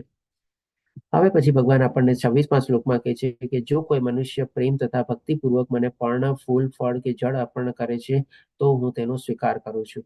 એટલે કે હવે જેમ કીધું ને કે ભગવાન ભક્ત પ્રત્યે પોતાની અનુકંપા દર્શાવે છે, તો ભગવાને પહેલા આપણને સ્પષ્ટ કર્યું કે ભાઈ આપણને ભગવાનની કેવી રીતે ભગવાન ભક્તિ કરતા હોય તો આપણી જરૂરિયાત પૂરી પાડે છે અને આપણું રક્ષણ કરે છે. પછી આપણને ભગવાને બતાવ્યું કે ભાઈ કેવી રીતે આપણે ભગવાનની ભક્તિ પ્રાપ્ત કરીએ તો ભગવાનના ધામ સુધી પહોંચીએ છીએ, અને ભગવાનના ધામમાં પહોંચ્યા પછી ફરીથી આપણે આવવું પડતું નથી. હવે ભગવાન આપણને એ બતાવે છે કે આ ભક્તિ કરવી પણ બહુ સહેલી છે, બહુ સહજ છે. એના માટે કહે છે કે કોઈ પણ મનુષ્ય જો પાંદડું એટલે કે પર્ણ એટલે કે પાંદડું, ફૂલ, ફળ કે જળ પણ જો અર્પણ કરે તો પણ ભગવાન એનો સ્વીકાર કરે છે, અથવા તો એની ભક્તિ જે છે ભગવાન સુધી પહોંચી જાય છે. એવું નથી કે ભગવાનની ભક્તિ કરવા માટે આપણે જે પ્રમાણે અહીંયા થોડું ઘણું આપણે ફોટામાં બતાવેલું છે, આપણા આટલા બધા વ્યંજનો બનાવીને ભગવાનને આપણે ધરાવીએ તો જ ભગવાન ગ્રહણ કરશે. ડેફિનેટલી આપણી પાસે જો હોય તો આપણે આ બધાનો પણ આપણે ભગવાનને ધરાવી શકીએ. એવું નથી કે આપણે આ બધા વ્યંજનોને બધું ભોગવીએ એટલે કે આપણે માણીએ અને ભગવાને ખાલી જેમ ભગવાને કીધું ને કે પાણીનો પ્યાલો આપી દીધો, એક ફૂલ આપી દીધું ને એક તુલસી પત્ર આપી દીધું, ભગવાન તો એ બી સ્વીકારશે, પણ આપણો ભાવ શું થયો? આપણો ભાવ તો એ જ થયો ને કે આપણે આ બધું ભોગવવા માટે આપણે ત્યાર બેઠા છીએ. આપણે એવું નથી, પણ ઉલટાનું આપણી પાસે જે પ્રમાણે સગવડ સુવિધા હોય, જે પ્રમાણે આપણી શક્તિ હોય, એ પ્રમાણે બધી ચીજો આપણે પહેલા ભગવાનને ધરવાની છે અને પછી આપણે પ્રસાદના રૂપમાં ગ્રહણ કરવાની છે. અને માની લો કોઈ પાસે કાંઈ ન હોય તો પણ ભગવાન કહે છે કે મને તુલસીનું પાંદડું પણ આપશે ને તો પણ હું સ્વીકાર કરી લઈશ, એક ફૂલ પણ આપશે ને તો પણ હું સ્વીકાર કરી લઈશ, એક આપણને નાનકડું ફળ એટલે કે કેળું બી આપશે ને તો પણ હું સ્વીકાર કરી લઈશ, પાણીનો પ્યાલો બી આપશે ને તો પણ હું સ્વીકાર કરી લઈશ. એટલે કે ભગવાનની ભક્તિ કરવા માટે આપણી કોઈ આર્થિક સ્થિતિ જે છે એ કોઈ બાધારૂપ નથી બનતી. આપણે જે ભાવ હોય, આપણો જે પ્રમાણે ભગવાન પ્રત્યેની આપણી પ્રેમ લાગણી, આપણી આસ્થા, વિશ્વાસ, શ્રદ્ધા, આપણી શક્તિ, બધું જે પ્રમાણે હોય બધી ચીજો આપણે ભગવાનને અર્પણ કરી શકીએ છીએ. અને ભગવાનને જે આપણે અર્પણ કરશું, ભગવાન કે છે હું એ સ્વીકારું છું, તો શું ભગવાન પોતે લઈને પોતે પોતાના ઘરે વયા જવાના છે? ભગવાન એમાંથી શું ગ્રહણ કરે છે મને કયો? ભગવાન એમાંથી છે ને આપણે કે સૂક્ષ્મ રૂપે બધું પોતે ગ્રહણ કરે છે. પછી એટલા જ માટે તો એ પ્રસાદ બની જાય છે. પહેલા આપણે ભગવાનને ધરીએ છીએ ત્યારે ભોગ હોય છે, અને ભગવાન સૂક્ષ્મ રૂપે એમાંથી પોતે પોતાનું બધું સ્વીકારવાનું છે, પોતે સ્વીકારી લે છે અને એ આપણને પ્રસાદ રૂપે આપણને ભોગવીએ છીએ. આપણે આજે જેમ કે તમે જો ઘણા મંદિરોમાં આપણે સરસ મજાની ભગવાનની ખીચડી ને બધું અપાતું હોય, પર્ટિક્યુલરલી ઇસ્કોન ટેમ્પલમાં બધી જગ્યાએ ભગવાનની ખીચડીનો થાળ ને પ્રસાદ ને બધું આપણને મળે છે.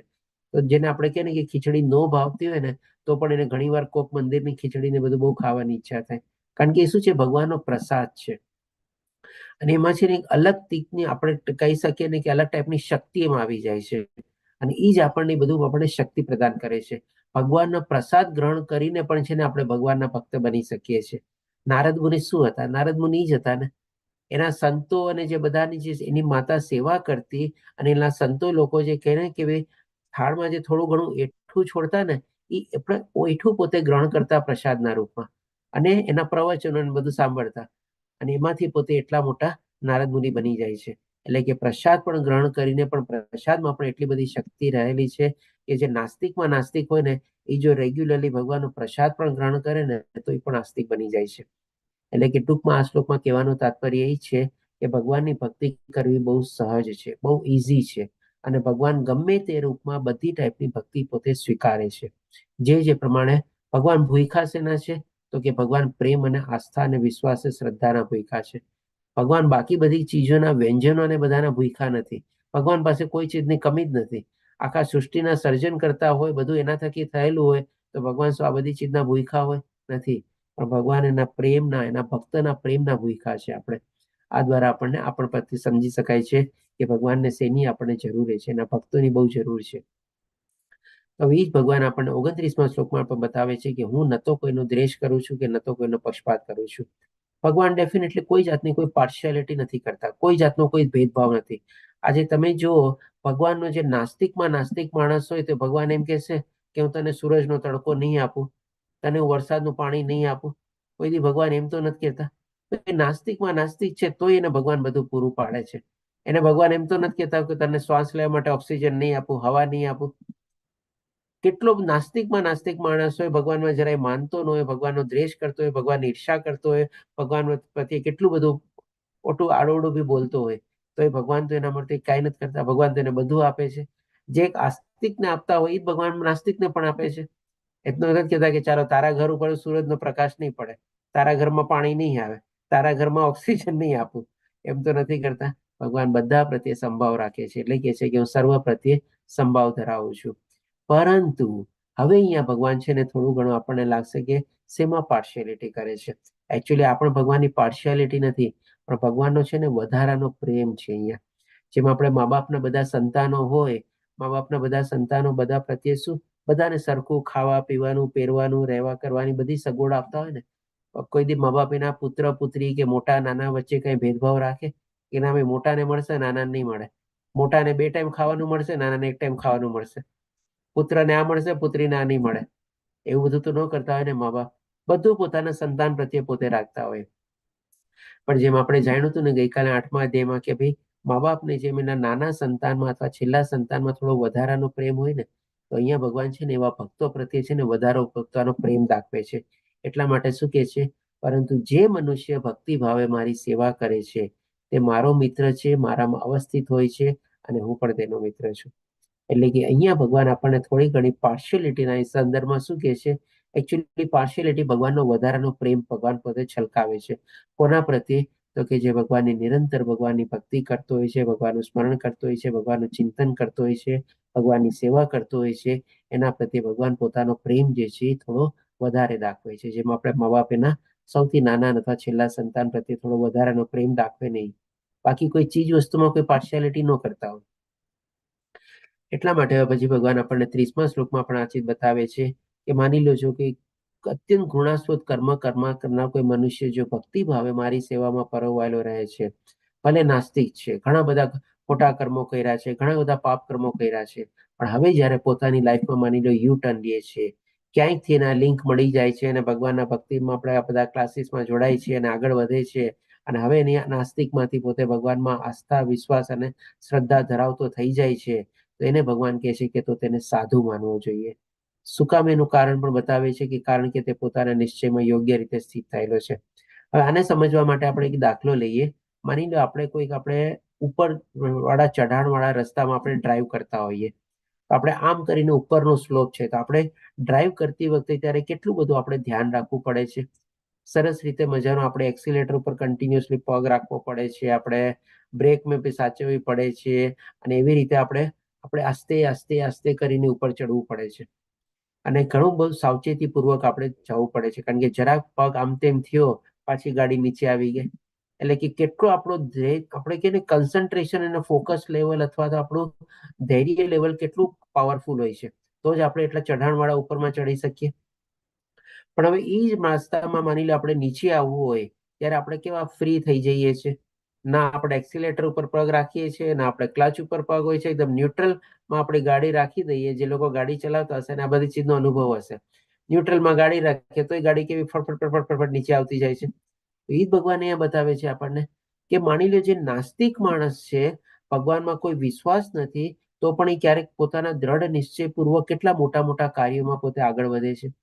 હવે એ જ નાસ્તિક માણસ જો ભગવાનમાં આસ્થા, વિશ્વાસ અને શ્રદ્ધા ધરાવતો થઈ જાય તો જેમ ઓલી ગાડી નીચે સ્લોપ તરફ વળે કેવી રીતે ઇઝીલી આવી જાય છે, સમય બી ઓછો લાગે છે, મહેનત બી ઓછી લાગે છે, પેટ્રોલ બી નથી બળતું, કાંઈ નથી બળતું. એટલા જ માટે કહે છે કે કારણ કે એના દ્રઢ નિશ્ચયમાં યોગ્ય રીતે સ્થિત થયેલો છે. એટલે કે પેલા વિપરીત કામ કરતો હતો, ભગવાનની ઈચ્છાની વિપરીત કામ કરતો હતો, એમાંનો દ્રઢ નિશ્ચય હતો. એટલે કે ભગવાનનો એનો સપોર્ટ નહોતો, પણ હવે તો અહીંયા ભગવાનનો સપોર્ટ થઈ જાય છે, તો પણ એનો નિશ્ચય જે છે એ જ પ્રમાણે હવે પોતે એ માર્ગમાં આગળ વધવાનું વિચારે છે. એટલા માટે ભગવાન કહે છે કે એને સાધુ માનવો જોઈએ. એટલા માટે પછી ભગવાન 31મા શ્લોકમાં જેને કહે છે કે તે તરત જ ધર્માત્મા બની જાય છે અને સ્થાયી શાંતિ પ્રાપ્ત કરે છે. કોણ? તો કે જે આવા નાસ્તિકમાંથી પણ જે આસ્તિક થઈ જાય છે અને આપણે જો એની પ્રગતિ પછી બહુ જલ્દી થઈ જાય, કારણ કે એનો નિશ્ચય છે ને દ્રઢ નિશ્ચયપૂર્વક અને સંકલ્પપૂર્વક પોતે આગળ વધે છે. હે કુંતી પુત્ર, નિર્ભય થઈને ઘોષણા કર કે મારા ભક્તોનો કદાપી વિનાશ થતો નથી. હવે આ ભગવાન અર્જુનના મારફત આ મેસેજ મોકલાવે છે. શું કામે? તો કે ભાઈ ભગવાન હોઈ શકે ક્યારેક ભૂલી જાય, ક્યારેક યાદ ન રહીએ કે ભાઈ મારો આ ભક્ત હતો ને મારી આ ભક્તિ કરતો હતો, પણ અહીંયા ભગવાન અર્જુનના મારફત કહે છે કે જા જઈને તું ઘોષણા કરી દે, ડિક્લેર કરી દે કે મારા ભક્તોનો કદાપી વિનાશ થતો નથી. આના સંદર્ભમાં એક આપણે દાખલો લઈએ. મહાભારતના યુદ્ધમાં ભગવાને પોતે પ્રતિજ્ઞા લીધેલી હતી કે ભાઈ હું નિયતતા રહીશ અથવા શસ્ત્ર નહીં ઉપાડું. અને ભગવાનના જ એટલા જ મહાન ભક્ત ભીષ્મ પિતામહ પણ એક પ્રતિજ્ઞા લીધેલી હતી કે ભાઈ હું ભગવાનને મજબૂર કરી દઈશ કે શસ્ત્ર ઉપાડે તમારે. તો હવે જો ભગવાન એના ભક્તોને આનંદ આપવા માટે અથવા તો એના ભક્તોની ઈચ્છા પૂરી કરવા માટે એક સમય એવો પણ આવે છે ને કે જ્યારે ભગવાન શ્રી કૃષ્ણ પણ રથનું પૈડું લઈને ભીષ્મ પિતામહ તરફ આગળ વધે છે. તો ભીષ્મ પિતામહ આજ તો ચાહતા હતા ને કે ભાઈ હું પણ ભગવાનના પોતે હાથમાં શસ્ત્ર ઉપાડીને જ રહીશ તમારે. તો જો ભક્તોની ઈચ્છા પૂરી કરવા માટે ભગવાને પણ જો પોતે પ્રતિજ્ઞા લીધી હતી તોડી કે નહીં, એટલા માટે ભગવાન અર્જુનને કહે છે કે જા તું જઈને ઘોષણા કર. આજે તું જઈને ઘોષણા કરીશ અને તું બીજા લોકોને પ્રોમિસ આપીશ ને કે ભક્તોનો કદી વિનાશ થતો નથી, તો મારે એ પ્રોમિસ તારી પાડવી જ પડશે. કોઈ ભક્તો પ્રત્યે હું પાર્શિયાલિટી નહીં કરી શકું અને મારા જે ભક્તો હશે એને ભક્તોની જ્યારે પુકાર થશે, મને યાદ કરશે, તો મારે એના મદદે જવું જ પડશે, કારણ કે તે વચન આપેલું હશે કે ભક્તોનો કદી વિનાશ થતો નથી. એટલા માટે પણ દ્રૌપદી જ્યારે એક પુકાર કરે છે ત્યારે ભગવાન કેવા દોડતા જાય છે, આપણે તમારે બોલો.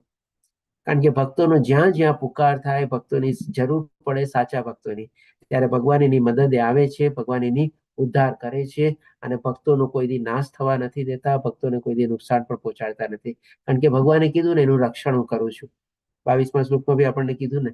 અને ભક્તોની જરૂરિયાત બી પૂરી પાડે છે. ત્યારે ભક્તોની જરૂરિયાત હોય કે ભગવાન આવીને મારું રક્ષણ કરે અને મને આ વિપત્તિ અને આપત્તિમાંથી ઉગારે, ભગવાન સાંભળે છે એનું, ભગવાન એનું રક્ષણ બી કરે છે. એટલે કે આવી રીતે ભગવાન અર્જુનના મારફત કહે છે કે જેથી કરીને અર્જુને પ્રોમિસ આપેલી હોય, અને અર્જુન પણ ભગવાનનો મોટો ભક્ત હતો, એટલે કે એ પ્રોમિસ ભગવાન ક્યારેય તોડતા નથી. એટલે કે ભગવાન ભક્તોનો કદાપી વિનાશ થતો નથી. હવે પછી આપણને છેલ્લા શ્લોકમાં ભગવાન આવી રીતે બતાવે છે કે આ બધી ચીજો સમરાઇઝ કરીને આ બધું એના ભક્ત વિશેનું ભગવાન બહુ ગુહ્ય જ્ઞાન આપણને આ અધ્યાયમાં આપ્યું, અને પોતાના વિશેનું પણ ગુહ્ય જ્ઞાન આપણને આપ્યું. હવે છેલ્લા શ્લોકમાં આપણને કહે છે, ને આ શ્લોક આપણે કહી શકીએ કે ભગવદ્ ગીતામાં ઓલમોસ્ટ 2 વાર આવે છે. 18મો અધ્યાયનો 65મો શ્લોક પણ ઓલમોસ્ટ પહેલા બીજા ચરણ સેમ જ છે. તો કે છે તારા મનને મારા નિત્ય ચિંતનમાં પરોવી દે, મારો ભક્ત થા, મને નમસ્કાર કર અને મારી જ પૂજા કર, અને એ રીતે મારામાં સંપૂર્ણ રીતે તન્મય થઈને તું નક્કી મને પ્રાપ્ત કરીશ. એટલે કે આ રીતે ભગવાન આપણને કહે છે કે કન્ટિન્યુઅસલી જો આપણે ભગવાનનું ચિંતન કરીએ, સ્મરણ કરીએ, ભગવાનને યાદ કરીએ, ભગવાનને નાની નાની ચીજોમાં આપણે થેન્ક્સ કહીએ, ભગવાન જ થકી બધું થાય છે, ભગવાન જ આપણને બુદ્ધિ આપે છે, જ્ઞાન આપે છે, હિંમત આપે છે, શક્તિ આપે છે, એના દ્વારા જ આપણે બધી ચીજો સંપન્ન કરી શકીએ છીએ. અને ભગવાનની પૂજા કર અને ભગવાનની સેવા કરીએ તો ભગવાન કહે છે કે નક્કી મને પ્રાપ્ત કરીશ. એટલે કે પછી એમાં કોઈ જાતનું કોઈ આપણે કિંતુ પરંતુ રહેતું જ નથી. એકવાર ભગવાનની આપણે આવી શુદ્ધ ભક્તિમાં પ્રવૃત્ત થઈએ ને, પછી ભગવાન આપણી આંગળી પકડે છે, ભગવાન આપણને આગળ વધારે છે. જે કાંઈ પણ વિઘ્નો આવે ભગવાન જ દૂર કરે છે, અને ભગવાન આપણને રક્ષણ આપે છે, અને ભગવાન આપણને આંગળી પકડીને પોતાના ધામ સુધી લઈ જાય છે. આ રીતે આપણો અહીંયા 9મો અધ્યાય કમ્પ્લીટ થાય છે. વાંછા કલ્પતરુભ્યશ્ચ કૃપા સિંધુભ્યઃ એવ ચ પતિતાનાં પાવનેભ્યો વૈષ્ણવેભ્યો નમો નમઃ. હરે કૃષ્ણ કૃષ્ણ કૃષ્ણ હરે હરે, હરે રામ રામ રામ હરે હરે. શ્રીલ પ્રભુપાદ કી જય. શ્રી રાધા ગોવિંદ પ્રણામ. હરે કૃષ્ણ. જ્ઞાનસંતનમાં કોઈ પ્રશ્ન? હરે કૃષ્ણ. જય શ્રી માતાજી. હરે કૃષ્ણ. હરે કૃષ્ણ જાગૃતિ માતાજી. હરે કૃષ્ણ કીર્તિ માતાજી. હરે કૃષ્ણ ચિંતન પ્રભુજી. જાગૃતિ માતાજી કોઈ પ્રશ્ન? ના પ્રભુજી, એક ક્વેશ્ચન મને કેટલા દિવસનો થાય છે, એનો મને કમ્પ્લીટ આન્સર નથી મળતો. કે આપણે મતલબ માસિક ધર્મમાં હોય તો